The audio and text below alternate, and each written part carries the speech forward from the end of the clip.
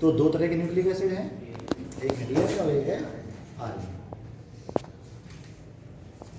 वैसे आज रिकॉर्डिंग नहीं भी करोगे तो कुछ पार्ट हैं, जैसे आपने कार्बोहाइड्रेट, प्रोटीन, लिपिड, विटामिन और मिनरल्स पढ़े हैं, और उसी में न्यूक्लिक एसिड भी एक महत्वपूर्ण पार्ट है। तो न्यूक्लिक एसिड हमारे जेनेटिक मटेरियल की तरह काम करते हैं। जो भी हमारी कोशिका रेप्लिकेट करती है, कोशिका से नई कोशिका बनती है, तो उसके निर्माण के लिए जो डिजाइन है वो न्यूक्लिक एसिड में कोड के रूप में होता है। आपको मालूम है जेनेटिक कोड शब्द आपने पढ़ा होगा। तो वो जैसे कंप्यूटर में सॉफ्टवेयर होता है, ऐसे हमारे शरीर का सॉफ्टवेयर न्यूक्लिक एसिड में कोड के रूप में पहले से यह फीड है। इसीलिए आपने देखा होगा मटर के पौधे से मटर का ही पौधा तैयार होता है। तो हर जो कैरेक्टर का कोड है वो फिक्स है, और वो सभी कोड किसके रूप में होते हैं? ट्रिपलेट कोडॉन के रूप में होते हैं। ट्रिपलेट कोडॉन जो भी होंगे वो आपके adenine, guanine, cytosine, thymine, DNA में ये 4 हैं, और अगर आरएनए है तो यूरेसिल के द्वारा बने होंगे। ठीक है ना। तो अब न्यूक्लिक एसिड जब आप पढ़ेंगे तो आपने सुना होगा कि दो तरह के न्यूक्लिक एसिड है, एक है आपका डीएनए और दूसरा है आरएनए। ठीक है ना। तो डीऑक्सीराइबोन्यूक्लिक एसिड या डीएनए और राइबोन्यूक्लिक एसिड या आरएनए। ठीक है। डीएनए और आरएनए दोनों में डिफरेंसेस आपने तो हाई स्कूल और इंटरमीडिएट में पढ़े होंगे। दोनों में क्या अंतर है?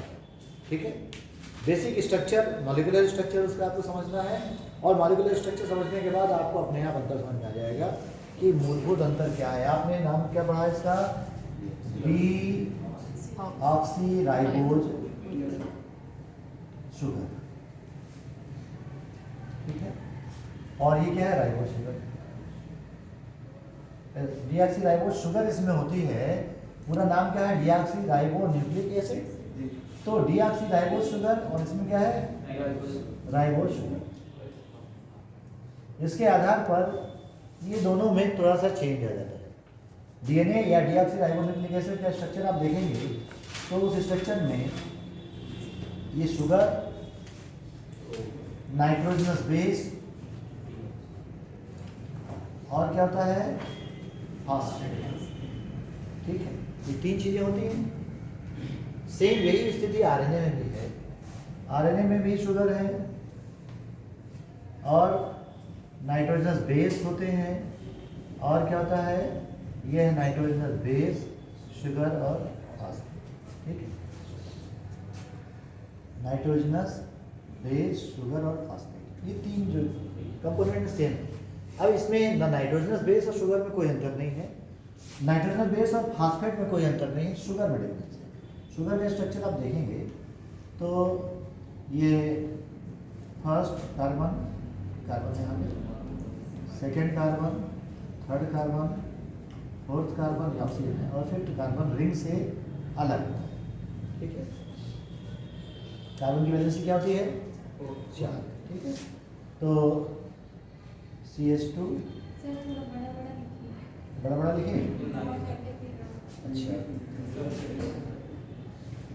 CH2। ठीक है, यही होगी ना वैलेंसी। या और वैसे आप देखेंगे HOH, ये वैलेंसी 4 है। ओवरऑल देखिए, अब यहाँ पर क्या है? ये ऑक्सीजन, ये कार्बन की सेकंड पोजीशन है। इस पोजीशन पर एक ये डीऑक्सी शब्द जब यूज करेंगे ना तो ये ऑक्सीजन हट जाएगी, और यहाँ पर क्या होगा? यहाँ पे जो शुगर मॉलिक्यूल है, यहाँ पर कार्बन से H और OH दोनों जुड़े हैं, ये है राइबोज शुगर, और यहाँ पर ऑक्सीजन हट गई तो डीऑक्सीराइबोज शुगर। ये अंतर है। डीऑक्सीराइबोज शुगर के कारण इसको डीएनए कह देते हैं, और उसमें राइबोज शुगर के कारण उसको आरएनए कह देते हैं। ठीक है, बेसिक अंतर हो गया। दूसरा डिफरेंस क्या है? ये तो पहला हो गया शुगर का अंतर, है ना।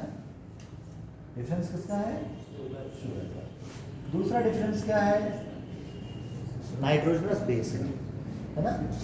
नाइट्रोजनस बेस का डिफरेंस क्या है? एडेनिन, गुआनिन, साइटोसिन और थाइमिन, ये 4 नाइट्रोजनस बेस आपके डीएनए में थे।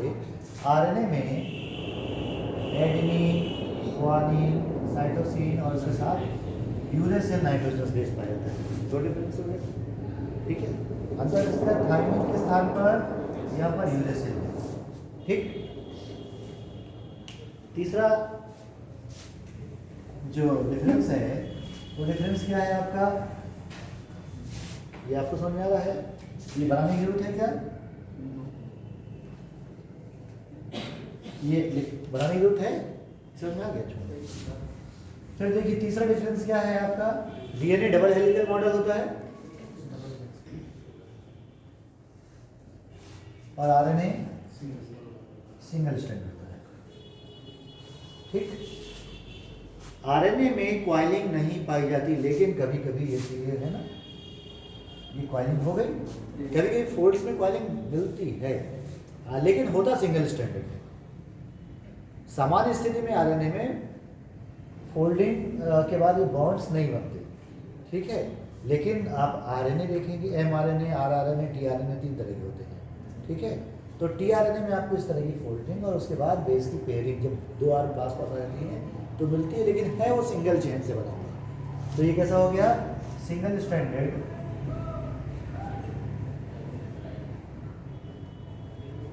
और ये कैसा है, डबल स्ट्रैंडेड, ठीक। स्ट्रक्चर पूरा चेंज हो गया, है ना। फिर चौथा डिफरेंस कौन बताएगा,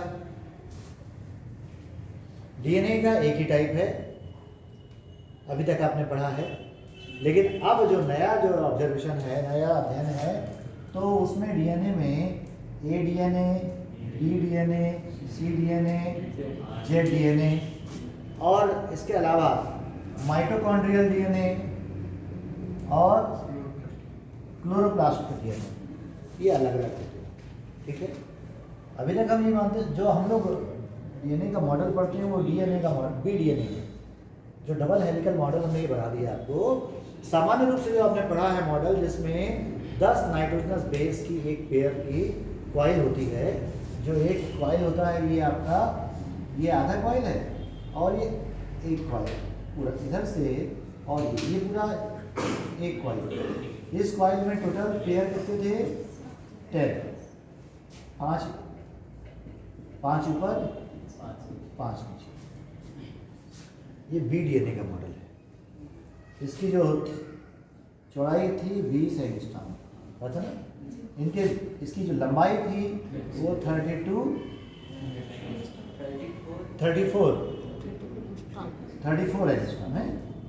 तो इसके बीच की दूरी क्या होगी, 3.4। अब यही डिफरेंस हो जाएगा ए डीएनए में, किसी में 3.2 है, किसी का चौड़ाई कम है, 19 है, किसी की 22 है, ठीक है। और जेड डीएनए कैसा हो गया, ये सब के सब राइट हैंडेड है, जेड डीएनए हो गया आपका लेफ्ट हैंडेड, बाकी सब कैसे हैं, राइट हैंडेड। और ये कैसा है, लेफ्ट हैंडेड, बायावर्ती, दायावर्ती दाईं ओर घुमा हुआ, बायावर्ती लेफ्ट साइड पर। तो डीएनए के टाइप्स जो आपने पढ़े हैं, ये डीएनए के टाइप हम सबको डिटेल में पढ़ाएंगे। आज सिर्फ एक इंट्रोडक्टरी क्लासेस टॉपिक की शॉर्ट में इसको समराइज कर रहे हैं। इसको हम पूरा एक वीडियो बना करके आपको दे देंगे और उसको डिस्कस कर देंगे। फिर यहाँ पर क्या स्थिति है, आरएनए में आपने पढ़ा होगा एमआरएनए यानी मैसेंजर आरएनए, ठीक है। दूसरा कौन सा है, आरआरएनए, और तीसरा टीआरएनए, ठीक है। एमआरएनए, आरआरएनए और टीआरएनए, 3 आरएनए आपने पढ़े हैं। तो आपकी कोशिका में जो संरचना है वो आपको बताया हमने, डीएनए में न्यूक्लिक एसिड में जो ट्रिपलेट कोड है उनके रूप में फीड है। इन न्यूक्लिक एसिड्स के द्वारा आपके क्रोमोसोम्स का निर्माण होता है। क्रोमोसोम्स में जीन्स होते हैं, जीन्स में जो सूचनाएं हैं वो डीएनए के पास सुरक्षित हैं, और ये सूचनाएं बाहर भेजना तो किस रूप में भेजेंगे, मैसेंजर के रूप में, एमआरएनए। जैसे आप देखेंगे कि कोई भी सेनापति लड़ने नहीं आता, सेना को भेजता है, अपने मंत्रियों को भेजता है, अपनी युद्ध नीतियों के माध्यम से युद्ध की लड़ाई करता है, प्लानिंग और विचार को आगे बढ़ाता है। मेन डीएनए सुरक्षित है अंदर, न्यूक्लियस के अंदर, आउटर वाल, फिर इनर वाल न्यूक्लियस की, उसके अंदर वो सुरक्षित है, ठीक है। क्योंकि डीएनए से बहुत सारे एमआरएनए बन जाएंगे, लेकिन डीएनए अगर खराब हो गया तो आगे एमआरएनए ही डिस्टर्ब हो जाएगा, ठीक है ना। तो सॉफ्टवेयर को सुरक्षित रखा जाता है ना। तो डीएनए आपका अपनी प्रतिलिपियां, anti copy, anti code DNA के में, जैसे आपका ये कोड है एडेनिन, ग्वानिन, साइटोसिन, थाइमिन। तो आरएनए जो बनेगा इससे एडेनिन से क्या जुड़ेगा, यूरेसिल।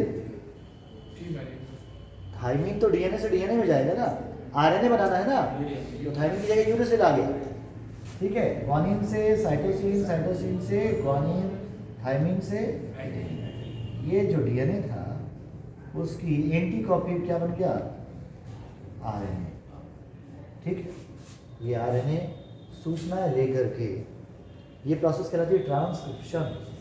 प्रोटीन सिंथेसिस में डीएनए से एमआरएनए का निर्माण क्या कहलाता है, ट्रांसक्रिप्शन, ठीक है। और ट्रांसक्रिप्शन के बाद जो सूचनाएं आई उसके अनुसार इस साइटोप्लाज्म में प्रोटीन का निर्माण किया जाएगा, राइबोसोम की सहायता से प्रोटीन का निर्माण किया जाएगा, ठीक है। डीएनए से जो सूचना आई एमआरएनए के रूप में, एमआरएनए उस सूचनाओं के अनुसार प्रोटीन बनाएगा। और प्रोटीन आपके शरीर में कई तरह के हैं, लेकिन सभी प्रोटीन 20 अमीनो एसिड से ही बनते हैं, मालूम है आपको। पूरे शरीर की जो संरचना है वो 20 अमीनो एसिड से मिलकर के बनी हुई है। अब उन अमीनो एसिड के सीक्वेंस चेंज हो जाते हैं, प्रोटीन का स्ट्रक्चर चेंज हो जाता है। जैसे बोन्स है तो बोन्स में कौन सा प्रोटीन है, देखिए अब आप, ये कितना बड़ा जादू है, देखिए ये 4 आपके क्या हैं, नाइट्रोजनस बेस, जादू है ना। इन 4 नाइट्रोजनस से अमीनो एसिड कितने बने, 20 अमीनो एसिड। और इन्हीं 20 अमीनो एसिड से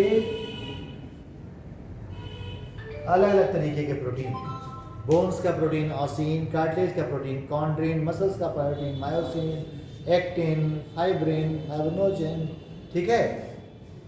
बहुत सारे प्रोटीन आप पढ़ेंगे अभी हम लोग, अलग अलग तरीके के प्रोटीन किससे बन रहे हैं, इन्हीं 4 ट्रिपलेट कोड से बनने वाले 20 अमीनो एसिड द्वारा बनाया जाता है, ठीक है। और ये डिजाइन फाइलम प्रोटोजोआ से लेकर के मैमल्स तक सेम है, ठीक है। बिल्डिंग के जैसी बने, सब बनती तो ईंटे से है ना, ऐसे उसके ईंटे हैं आपके नाइट्रोजनस बेस।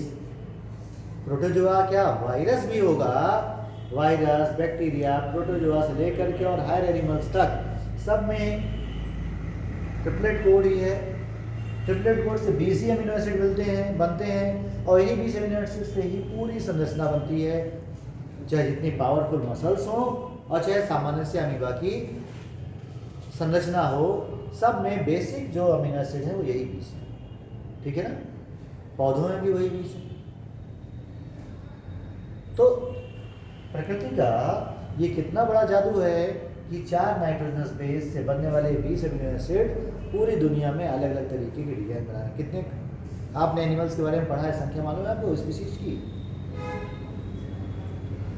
टोटल अगर आपने अभी तो हम लोग मनुष्य के बारे में पढ़ाई, मनुष्य की ढेर भर प्रजातियाँ हैं, ठीक है।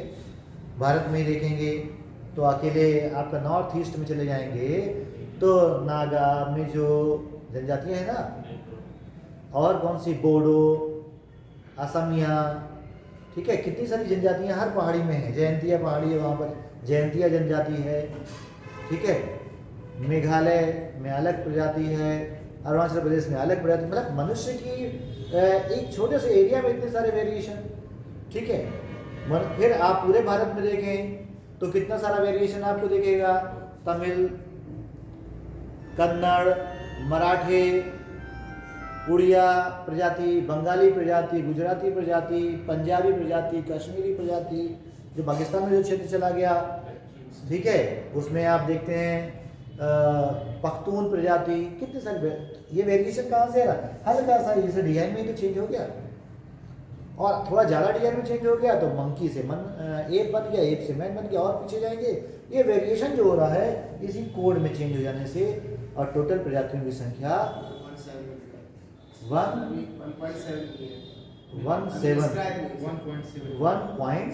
1.7 बिलियन स्पीशीज आपने जो सुनी है।